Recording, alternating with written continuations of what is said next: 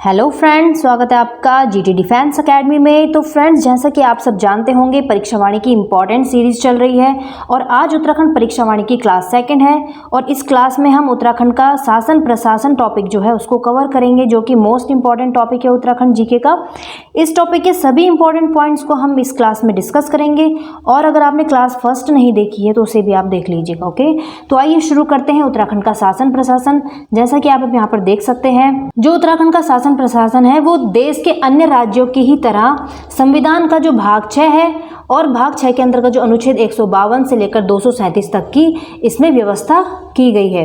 अब जो इसमें इंपॉर्टेंट अनुच्छेद आर्टिकल्स होंगे जो आगे हम उनको डिस्कस करेंगे ताकि आपका कोई भी पॉइंट इसमें छूट ना पाए। ठीक है, तो प्रणाली हम देखते हैं। जो उत्तराखंड में जो शासन प्रणाली है वो कैसी है? संसदात्मक प्रणाली है, यानी कि यहाँ पर जो है निर्वाचन विधि से लोग अपनी सरकार को चुनते हैं। जो मुख्य अंग होते हैं संसदात्मक प्रणाली के, मुख्य अंग कौन कौन से हैं? 3 मुख्य अंग होते हैं। सबसे पहला आता है कार्यपालिका। कार्यपालिका के अंदर कौन कौन से इसमें जो पॉइंट्स है कौन कौन से हैं? राज्यपाल हो गया, मंत्रिपरिषद, सचिवालय और महाधिवक्ता आदि इसके अंतर्गत आते हैं कार्यपालिका के अंतर्गत। ओके, तो नेक्स्ट देखेंगे दूसरा जो इसका अंग है वो है विधानमंडल। तो विधानमंडल के अंदर कौन कौन से अंग हैं? वो है राज्यपाल व विधानसभा। तीसरा जो अंग है, तीसरा अंग है न्यायपालिका का। तो न्यायपालिका के अंतर्गत कौन कौन से अंग आते हैं? वो है उच्च जो न्यायालय है और उसके अधीनस्थ जो न्यायालय आते हैं वो आते हैं न्यायपालिका के अंतर्गत। तो अब हम इनको डिटेल में देखेंगे। तो सबसे पहले हम देख लेते हैं कार्यपालिका को। तो उत्तराखंड में जो कार्यपालिका है उसमें सबसे पहला जो स्थान होता है वो होता है राज्यपाल का। ये अन्य जो राज्य हैं उन्हीं की तरह है। तो सबसे पहला जो स्थान होता है राज्य में उत्तराखंड में किसका है? राज्यपाल का, जो कि संवैधानिक प्रमुख होता है, राज्य का संवैधानिक प्रमुख होता है। जिस प्रकार से देश का संवैधानिक प्रमुख राष्ट्रपति होते हैं उसी प्रकार से राज्य के संवैधानिक जो प्रमुख होते हैं वो होते हैं राज्यपाल। और राज्यपाल की जो व्यवस्था है वो अनुच्छेद 153 के तहत की गई है। ये आर्टिकल बहुत इंपॉर्टेंट होते हैं, इनसे रिलेटेड क्वेश्चंस बनते रहते हैं, तो आप भी इनको ध्यान में रखिएगा।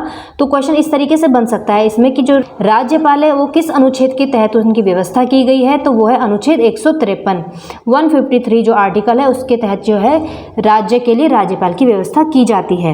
जैसा कि मैंने आपको पहले भी बताया, तो राज्यपाल जो होते हैं वो राज्य के क्या होते हैं? संवैधानिक प्रमुख होते हैं। और राज्य का प्रमुख जो प्रथम नागरिक होता है वो भी कौन होता है? राज्यपाल ही होता है। जिस प्रकार से राष्ट्रपति देश के प्रथम नागरिक होते हैं उसी प्रकार से राज्यपाल जो होते हैं वो प्रथम नागरिक होते हैं राज्य के। और जो राज्य में विश्वविद्यालय होते हैं उनके कुलाधिपति भी जो राज्यपाल होते हैं वो ही होते हैं। इनकी नियुक्ति किसके द्वारा की जाती है? तो राज्यपाल की नियुक्ति राष्ट्रपति के द्वारा की जाती है। और जो कार्यकाल होता है राज्यपाल का वो कितना होता है? 5 वर्ष का। लेकिन अगर राष्ट्रपति उनको हटाना चाहे तो उनके कार्यकाल से पहले वो हटा भी सकते हैं। नेक्स्ट हम देखेंगे जो प्रमुख अंग है जो दूसरा जो अंग है किसका? कार्यपालिका का, वो कौन है? मुख्यमंत्री।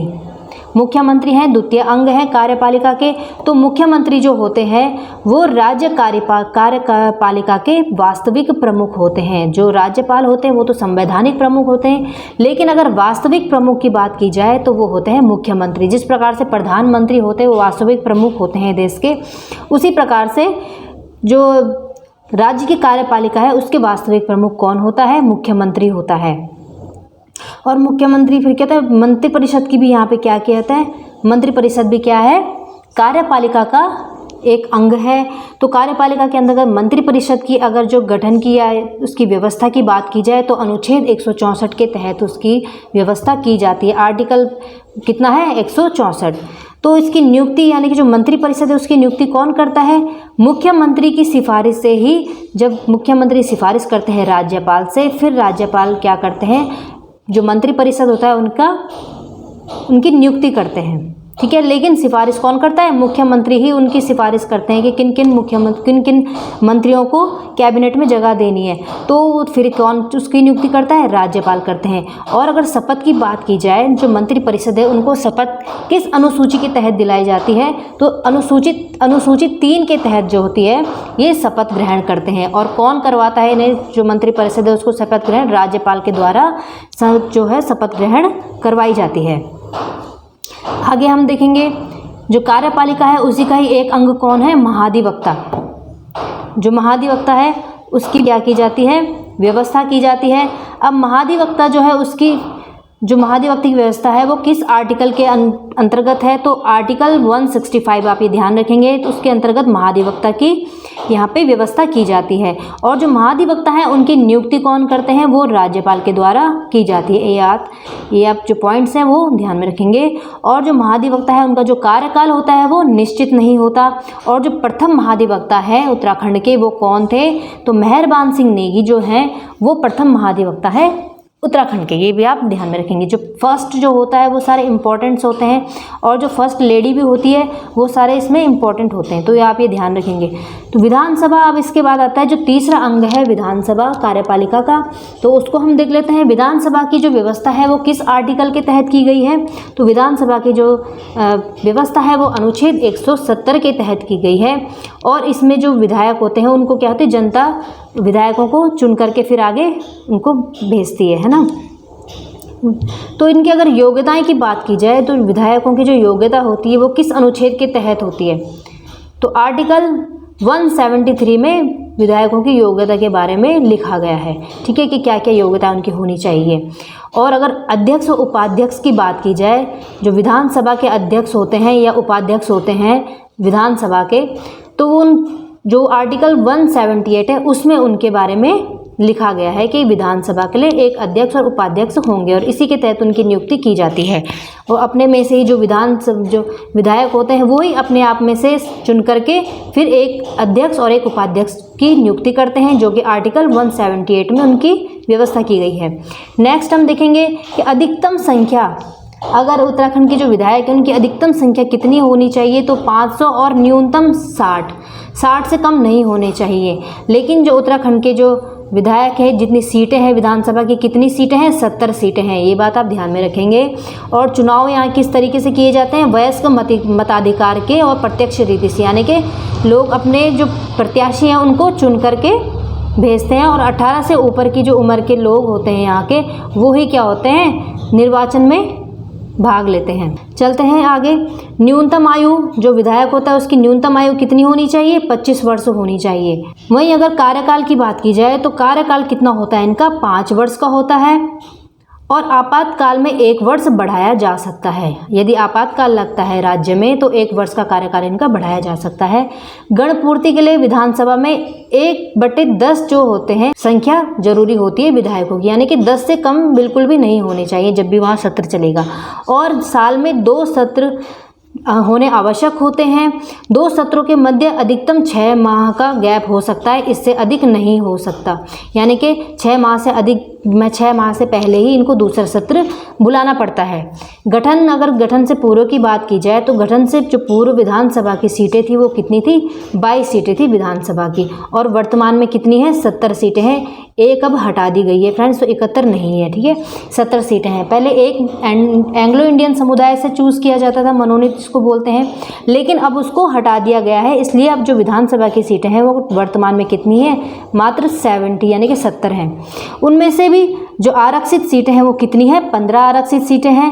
15 में से 13 जो है एससी के लिए आरक्षित रखी गई हैं और 2 एसटी के लिए रखी गई हैं। तो एसटी के लिए कौन कौन सी सीटें हैं, नानकमत्ता, उधम सिंह नगर की नानकमत्ता, और चक्राता, जो चक्राता सीट है देहरादून की, वो भी एसटी के लिए वहाँ पे शेड्यूल ट्राइब यानी कि एसटी के लिए वहाँ पे उसको अनुसूचित जनजाति के लिए आरक्षित रखा गया है। वहीं जो एससी है उसकी 13 सीटें भी आरक्षित रखी गई है शेड्यूल कास्ट के लिए, ठीक है। चलते हैं आगे। और अगर गठन से पूर्व विधान परिषद की सीटों की बात की जाए, क्योंकि जो उत्तराखंड है वो यूपी से होकर के बना है, यूपी से अलग होकर के, यूपी में क्या है, विधान सभा भी है और विधान परिषद भी है। तो गठन से पूर्व जो विधान परिषद के जो सदस्य थे वो कितने थे, 9 सदस्य विधान परिषद के थे, ये भी आप ध्यान में रखेंगे।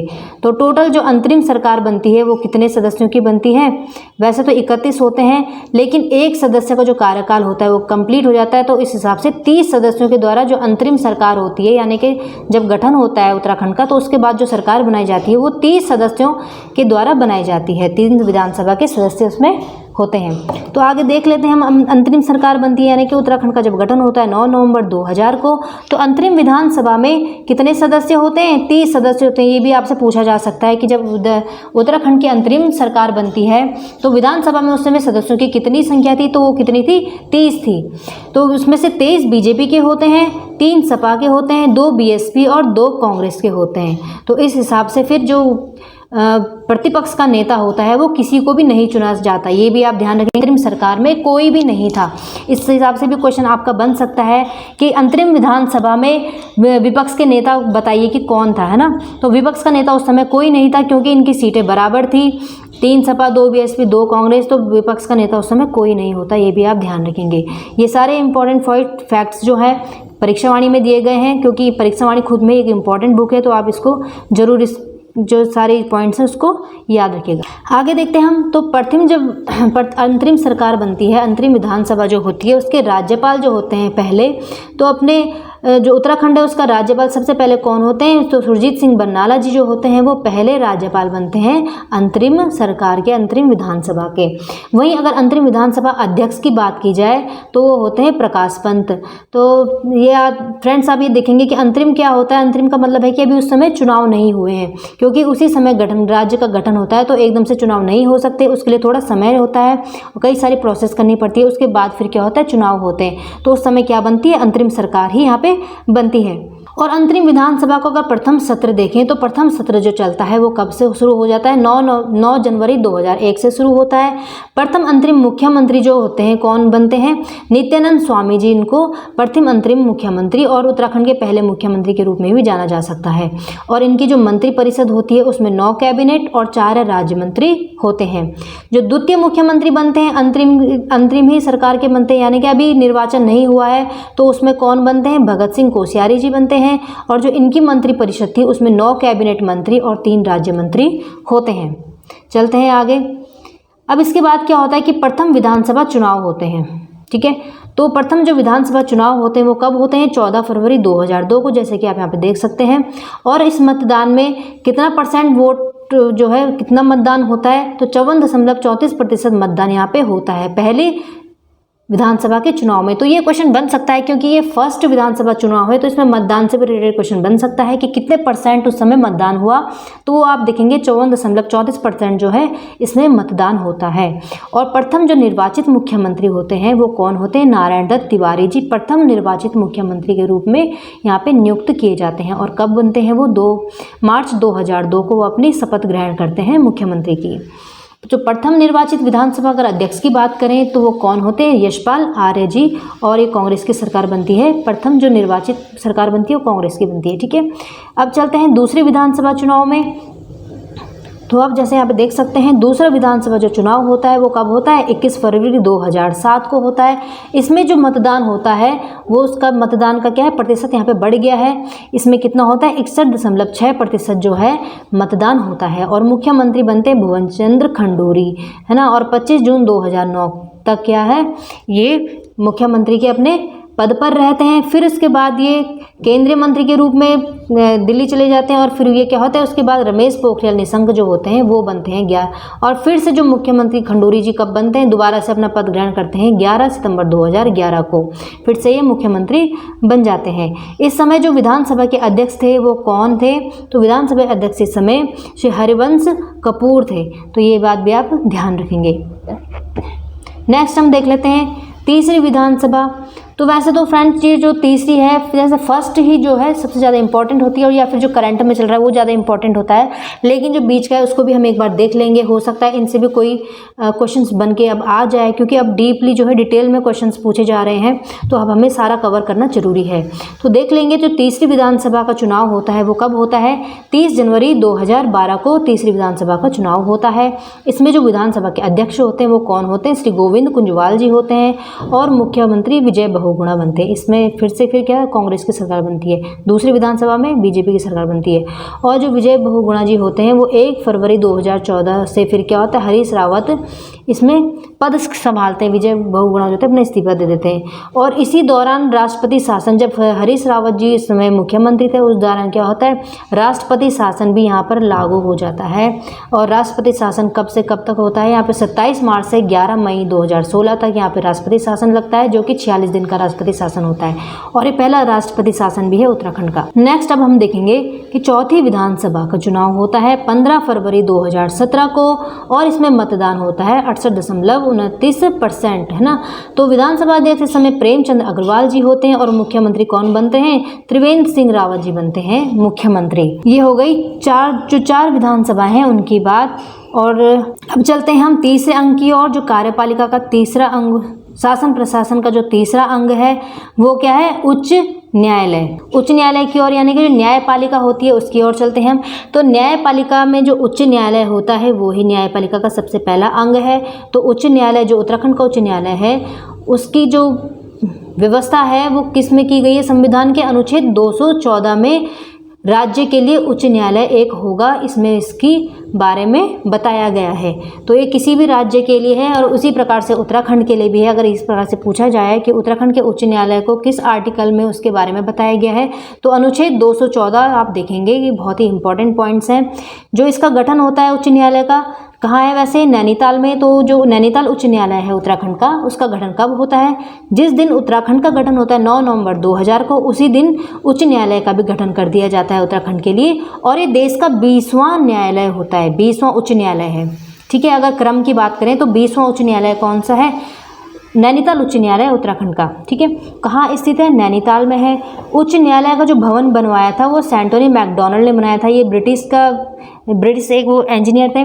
तो इन्होंने क्या किया था, जो ये भवन है जहाँ पे आज उच्च न्यायालय है उत्तराखंड का, ये बहुत पहले का बना हुआ है, जिस समय यहाँ पे अंग्रेजों का शासन था। तो उसी भवन को फिर यहाँ पे उच्च न्यायालय भवन भी बना दिया गया। तो इस हिसाब से अगर पूछा जाए कि उच्च न्यायालय भवन को किसने बनाया था, तो सेंटोनी मैकडोनल्ड ने बनाया था। ये आप ध्यान में रखेंगे। प्रमुख जो प्रथम मुख्य न्यायाधीश जो पहले मुख्य न्यायाधीश हैं, तो कौन है वो, अशोक अभ्यंकर देसाई जी हैं।